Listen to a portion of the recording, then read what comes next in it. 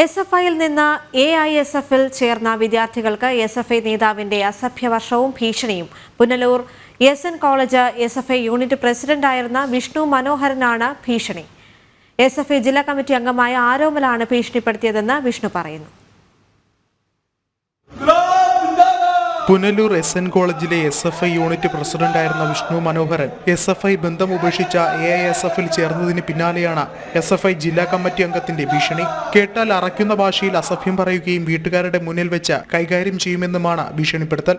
SFIക്കാരെതിരെ ക്യാമ്പസിനകത്തോ നിന്റെ ക്ലാസ്സിനകത്തോ നീ SFIക്കാരെ എന്തെങ്കിലും രീതിയിൽ വർത്തമാനം പറഞ്ഞാൽ നിന്റെ ചെടിക്കല് നീ പുനലൂർ KSRTC സ്റ്റാൻഡ് തുടങ്ങി നിന്റെ വീട് കഴിഞ്ഞിട്ടുണ്ടല്ലോ, നിന്റെ വീട്ടിനകത്ത് കയറി അടിക്കും. വീട്ടിൽ കയറി അടിക്കും. മനസ്സിലായി നിനക്ക്? വീട്ടിൽ കയറി ഒരിക്കലും ചോദിക്കാൻ പറ്റില്ല. ചോദിക്കാൻ പറയണമാരുടെയൊക്കെ മൂക്കാൻ വേണ്ടി എടുത്ത് വിളിക്കും.